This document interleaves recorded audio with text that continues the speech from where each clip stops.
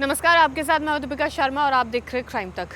रूस और यूक्रेन की जंग के बीच अब ये अटकलें लगाई जा रही है कि क्या तीसरा विश्व युद्ध भी हो सकता है, क्योंकि रूस और यूक्रेन का युद्ध अब यूरोप तक के देशों तक फैल सकता है, ऐसा अनुमान लगाया जा रहा है। नाटो और उसके सदस्य देश रूस के साथ युद्ध की तैयारी कर रहे हैं। जाहिर सी बात है, ये तैयारियां अगर पूरी हो जाती हैं, ये जो तैयारियां हो रही हैं, इसका संकेत सिर्फ एक ही तरफ जाता है, वो है थर्ड वर्ल्ड वॉर, जिससे हर तरफ तबाही मच सकती है। रूसी सेना की ओर से आने वाले भविष्य में उसकी सीमा के करीब के देशों पर हमले की चेतावनी भी दे दी गई है, यानी कि रूस के बॉर्डर पर जितने भी सटे हुए देश हैं, उनके लिए काफ़ी ज़्यादा ये खतरे की बात है कि क्या थर्ड वर्ल्ड वॉर हो सकता है, क्या उनके देशों पर भी अटैक हो सकते हैं।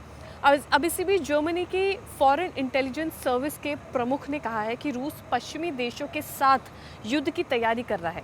युद्ध की तैयारियों का ही मतलब है कि बाकी के देशों को भी इसका सामना करना पड़ सकता है, अटैक्स का सामना करना पड़ सकता है, और उनके नागरिकों के लिए, सिविलियंस के लिए, सेना के लिए बहुत बड़ी चुनौती हो सकती है, क्योंकि उसके सामने कोई छोटा मोटा देश नहीं बल्कि रशिया है, जिसके पास खुद की अपनी इतनी ज़्यादा सैन्य बल है, हथियार है, सब कुछ रशिया के पास इस वक्त है।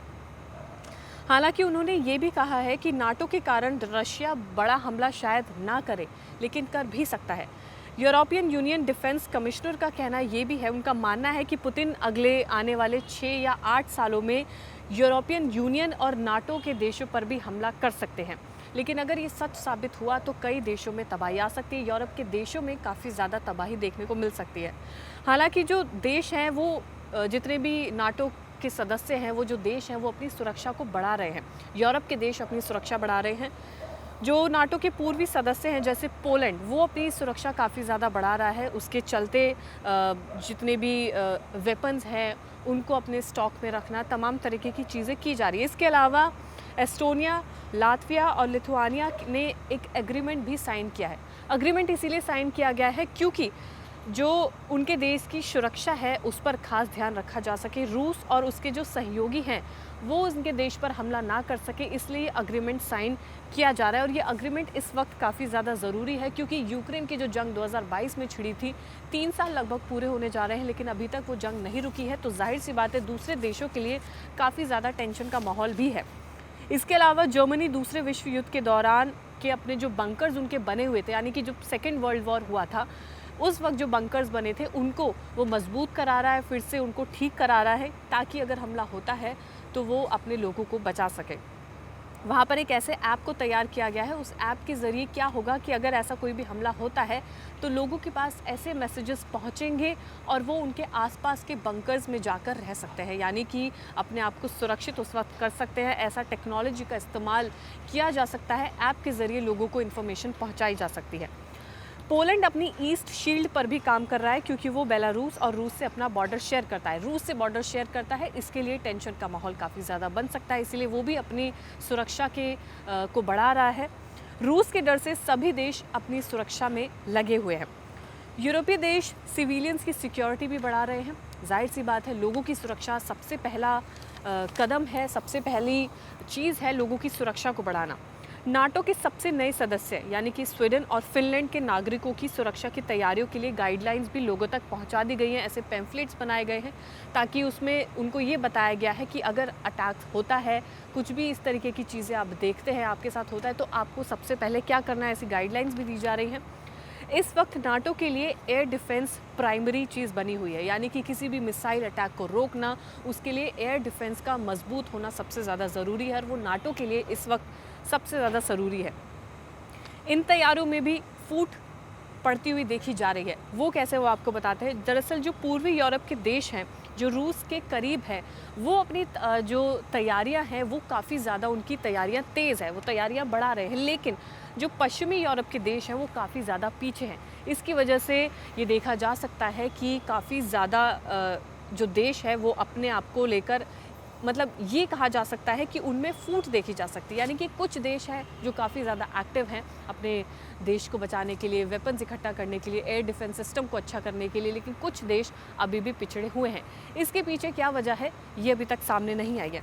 इसके अलावा नाटो कैसे यूरोप की मदद कर सकता है वो आपको बताते हैं। तो नाटो का मानना है कि यूक्रेन पर रूस का हमला बाकी नाटो के देशों के लिए खतरा साबित हो सकता है।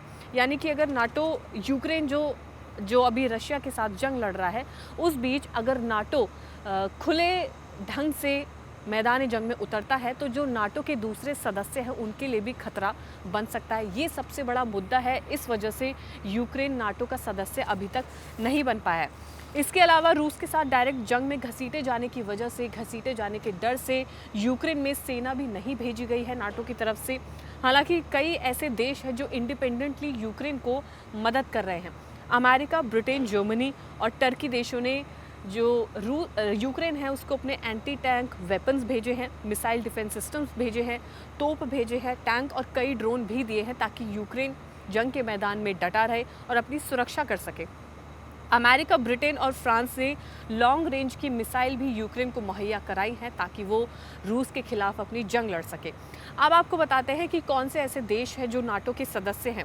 तो यूरोप और उत्तरी अमेरिका में नाटो के कम से कम टोटल 32 सदस्य हैं।